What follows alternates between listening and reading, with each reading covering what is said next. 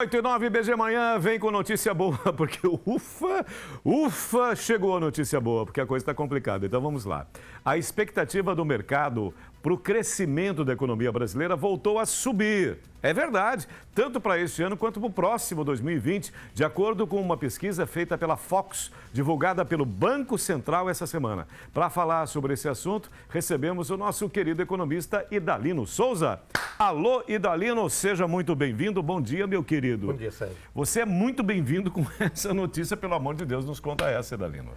Bom, na verdade, a Focus, semanalmente, divulga a perspectiva do mercado, a perspectiva do crescimento, e, de fato, há uma projeção de crescimento, uma melhora, uma expectativa de melhora para este ano. Inicialmente, para você ter uma ideia, no início do ano, estava se imaginando que a economia subisse até 2,2 para esse ano. Baixou para 0,6. Então, essa semana, a Focus está projetando um crescimento para 0,87. Já é, digamos assim, no popular e dali num refresco, nós podemos ficar otimistas com relação a esse dado, porque às vezes o nosso público, até eu próprio, que não sou da área, eu não entendo bem esses dados. Traduza para nós o que isso realmente significa. Olha, 0,7 para a dimensão da economia brasileira, a oitava economia do mundo, é muito pouco. Muito pouco. É muito pouco. Veja que a perspectiva era para 2,2, mas o governo perdeu muito tempo com a discussão da Previdência. E aí, os investidores, que é um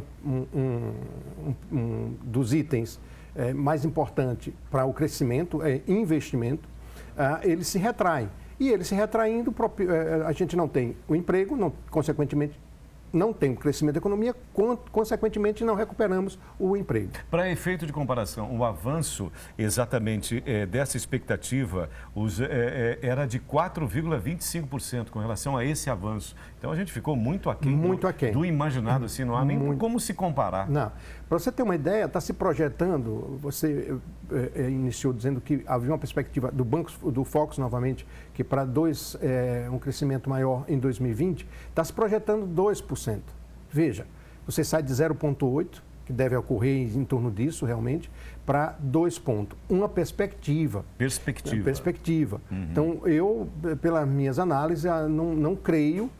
Eu não quero apostar nisso, certo. Eu quero que suba 2,2, 3,0, porque isso significa aumento de emprego. Né? De certa forma, a economia está dando sinais de recuperação. Ela estabilizou. Quer dizer, aquela queda que teve da projeção de 2,2 baixa para 0,8, então, de certa forma, ela dá uma estabilizada e a tendência agora é de crescimento. Vamos esperar que isso ocorra, porque significa mais oportunidade de emprego, mais vagas de emprego que as pessoas vão aí auspiciar e, consequentemente, a renda melhora para as famílias.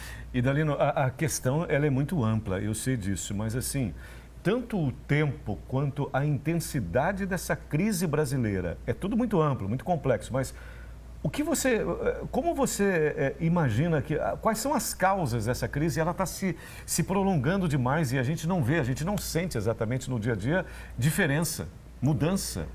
Então, esse desejo de mudança, essa visão que você aspira de melhora, é reflexo dos governos, é reflexo da situação que é proposta pelos governos.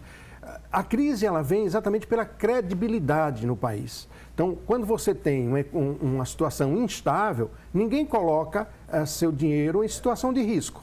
Então, para que os empresários investam, para que você propicie um crescimento da economia, é preciso que, primeiramente, você tenha credibilidade. Segundo, os governos devem propiciar investimentos na infraestrutura, para que você minimize os custos do empresário.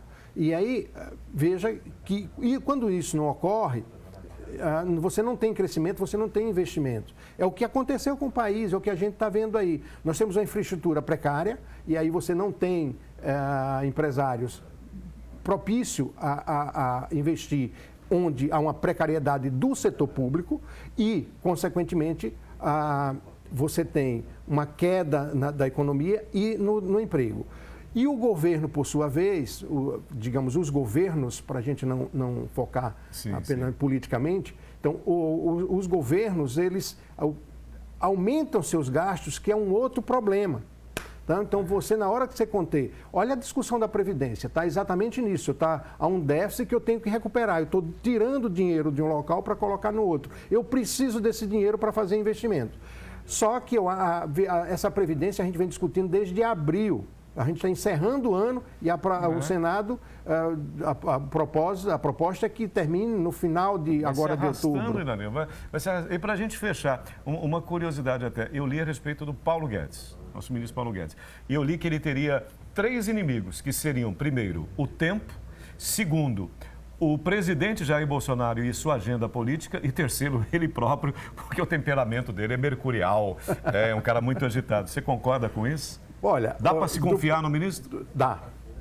O ministro é muito competente, não resta dúvida, muito inteligente.